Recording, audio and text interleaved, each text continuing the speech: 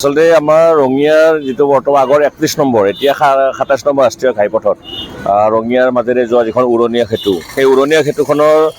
আপোনালোকে যদি চাই আমাৰ একদম মাথাতে বৰষুণৰ পানী গৈ গৈ ইমান নিম্নমানৰ কাম সেই কামৰ কাৰণে যি দুৰ্দশা আজি এটা বিৰাট ডাঙৰ গাঁত উৰণীয়া সেতুখনৰ মাথাত এটা বিৰাট ডাঙৰ গাঁত আৰু ভিতৰে ভিতৰে গোটেই খাই পেলাইছে আৰু আপোনালোকে যদি দেখে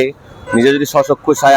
দেখা পায় এটা ভয়ংকৰ মৰণফান ইয়াত যিকোনো মুহূৰ্তত অসমৰ বিভিন্ন প্ৰান্ত ভাৰতবৰ্ষৰ বিভিন্ন প্ৰান্তৰ পৰা গাড়ী এই উৰণীয়া সেতুৰে পাৰ হৈ যায় বহুত বিভিন্ন টনৰ গাড়ী ওজনৰ আৰু সেই গাড়ীবিলাক পাৰ হৈ যোৱাৰ পিছত যিকোনো মুহূৰ্তত ৰঙিয়াৰ এই উৰণীয়া সেতুৰ একদম মাথাত যিকোনো আপোনাৰ গাড়ীখন সোমাই যাব পাৰে এটা নিশ্চিত দুৰ্ঘটনা যে আমি এটা বিপদৰ ফালে গৈ আছোঁ তেনেকুৱা এটা দুৰ্ঘটনা আমি হ'ব বুলি এতিয়া ৰাইজে শংকা কৰিছে ৰঙিয়া ৰাইজে ময়ো ৰঙিয়াবাসী হিচাপে কৈছোঁ যাতে তেনেকুৱা বিপদ আমাৰ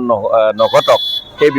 বিপদৰ বাবে আমি হাত সাৰিব পাৰোঁ তেনে এটা আশাৰে আমি আচলতে মই এই কথাখিনি ক'লোঁ খুব দুখ লগা কণ্ডিশ্যন কি ধৰণৰ কাম কৰিছে মই বাৰু চৰকাৰৰ গাফিলতি বা তেনেকুৱা কথা নকওঁ কিন্তু যোনে কামটো কৰিছে বৰষুণৰ পানীত যদি ৰাষ্ট্ৰীয় ঘাইপথৰ দৰে এখন উৰণীয়া সেতু যদি দুৱাৰমুখটো মাটিৰে সহায় লৈ যায় ইমান ডাঙৰ সুৰুঙা এটা ডাঙৰ এটা সুফলা স্বৰূপ কৰি থৈ গৈছে আৰু সেই যিকোনো মুহূৰ্ততে কিন্তু যদি বিভিন্ন দূৰ দূৰান্তৰ পৰা অহা ট্ৰাক যিকোনো মুহূৰ্ততে আমাৰ ৰঙিয়া উৰণীয়া সেতু একদম মাথাত আপোনাৰ গাড়ীখন সোমাই যাব পাৰে সেই গতিকে গোটেইখিনি ৰাইজ সজাগ হওক আৰু বিভাগীয় কৰ্তৃপক্ষকো অনুৰোধ কৰিছোঁ অতি শীঘ্ৰে আপোনালোকে এইখিনি পৰিদৰ্শন কৰক বৰ দুখ লগা অৱস্থা যিকোনো মুহূৰ্ততে কিন্তু আমি এটা নিশ্চিত বিপদৰ ফালে আগবাঢ়িছোঁ যদি এই প্ৰশাসন বিভাগ আমাৰ সজাগ নহয় চৰকাৰে যদি সজাগ নহয় তেতিয়াহ'লে এটা আমি নিশ্চিত বিপদৰ ফালৰ পৰা ৰঙিয়া ৰাইজে গৈ আছোঁ কাৰণ এইটো ৰঙিয়াৰে বিপদ হ'ব উৰণীয়া সেতুখন আটাইতকৈ প্ৰথম উৰণীয়া সেতু এইখনেই আছিল আমাৰ ৰঙিয়াৰ প্ৰথম হাইৱে চকৰ ওপৰেৰে পাৰ হৈ যোৱা গতিকে এই উৰণীয়া সেতুখনত আপুনি যদি অৱস্থাটো চাই এতিয়া আপোনালোকে দেখা পাব কেমেৰাত এই যদি উৰণীয়া সেতুৰ যি অৱস্থা চাই বৰ দুখ লগা মানে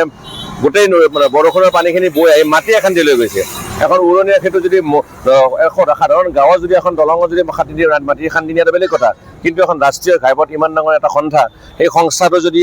এই তেনেকুৱা ধৰণৰ কাম কৰে বৰষুণৰ যদি পানীত যদি ধোৱা যায় মাথাটো গতিকে এটা গাঁত কৰি পেলাই যদি সেইটো এটা বিৰাট ভয়ানক কাণ্ড গতিকে বিভাগীয় কৰ্তৃপক্ষই উচিত ব্যৱস্থা ল'ব অতি শীঘ্ৰে এই কামটো কৰক নহয়তো কিন্তু আমি হয়তো কেইদিনমান পিছত এটা নিশ্চিত বিপদ কাৰণ বহুত হেভি গাড়ী কিছুমান পাৰ হৈ যায় ইয়াৰ মাজতে উত্তৰ প্ৰদেশ বিহাৰৰ পৰা বহুত ডাঙৰ ডাঙৰ গাড়ী আমাৰ গুৱাহাটীলৈ যাব লগা অহা গাড়ী এই উৰণীয়া সেতুখনৰ দুৱাৰমুখেৰে পাৰ হৈ যায় গতিকে এই যদি কেতিয়াবা যদি দুৱাৰমুখৰ মাথাত ব্ৰিজখন পাৰ হৈ আমাৰ ফাটেমাখনৰ পৰা ষ্টাৰ্ট হৈ ৰঙিয়া হাইৱে চকৰ শেষ হৈ যায় সেই মাথাত আপোনালোকৰ গাড়ীখন হয়তো কেতিয়াবা গোটেই গাড়ীখনে সোমাই যাব পাৰে তেতিয়া এটা কিমান ডাঙৰ এটা ঘটনা হ'ব গতিকে আমি ঘটনা এটা বিপদৰ সংকেত যিহেতু পাইছোঁ সেই ঘটনাটো হোৱাৰ আগতে মোৰ বিভাগীয় কৰ্তৃপক্ষলৈ অনুৰোধ এবাৰ চাই যাওক আপোনালোকে আৰু চাই অতি শীঘ্ৰে যাতে এই কামখিনি কৰি দিয়ে বৰ দুখ লগা কথা লগতে আমাৰ ব্ৰিজৰ তলৰখিনিও প্লাছ ওপৰৰখিনিও যদি বাকী অভাৰব্ৰিজৰ দৰে যিটো এটা সুন্দৰ এটা আমাৰ এটা জাকজমকতা আমাৰ অসমখনো ভাল লগা হ'ব লাইটৰ যাতে ব্যৱস্থা কৰে প্ৰথমখন উৰণীয়া সেতু আছিল চৰকাৰে কেতিয়া উদ্বোধন কৰে এতিয়া 10-12 বছৰ আগত কি আছিল নাজানো কিন্তু উদ্বোধন কৰি থৈ গুচি গ'ল হঠাৎ গাড়ীখন পাছ কৰি দিলে এতিয়াতো বহুত ধুনীয়া যেনে বাকী ব্ৰিজবিলাক দেখা পাওঁ তাতকৈ যদি গোটেই অসমৰ ব্ৰিজ চাব আৰু ৰঙিয়াৰ ব্ৰিজখন চাব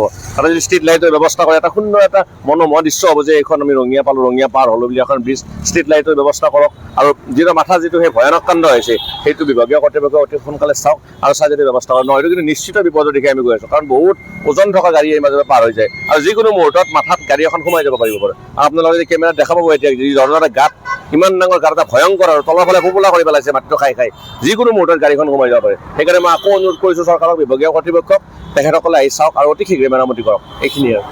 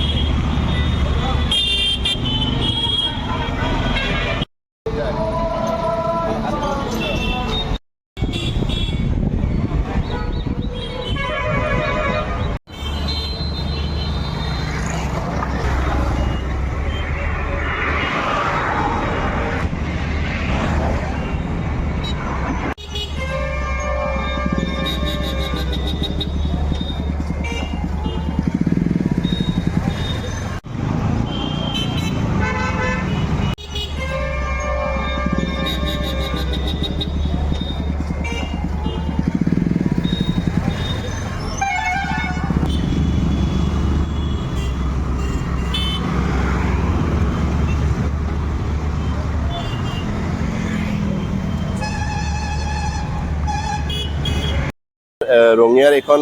প্ৰথমখন উৰণীয়া সেতু 37 নম্বৰ ৰাষ্ট্ৰীয় ঘাইপথত যিখন উৰণীয়া সেতু আছে ইয়াৰে ওচৰত কেইবাটাও অনুষ্ঠানো আছে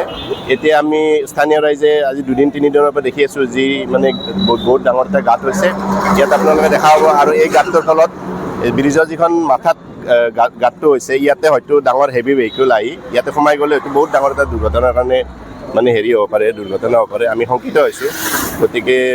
ৰাষ্ট্ৰীয় ঘাইপথে এইটোত মানে গুৰুত্ব দিয়া উচিত আৰু এইখিনি যাতে শীঘ্ৰে মেৰামতিৰ ব্যৱস্থা কৰে সেইটো আমি স্থানীয় ৰাইজে বিচাৰোঁ। তথা ইয়াৰে ব্ৰিজখনৰ তলত যিখিনি অহা যোৱা স্থানীয় ৰাইজে অহা যোৱা এপ্ৰ'চ ৰাস্তা আছে বা ছাৰ্ভিচ ৰাস্তা আছে সেইখিনি বহুত দুৰ্দশা আছে, সেইখিনি যাতে ৰাষ্ট্ৰীয় ঘাইপথে মানে চাই নিৰীক্ষণ কৰি কেনে মেৰামতিৰ ব্যৱস্থা কৰে সেইটো আমাৰ স্থানীয় ৰাইজৰ অলপ অনুৰোধ থাকিল কৰ্তৃপক্ষৰ প্ৰতি।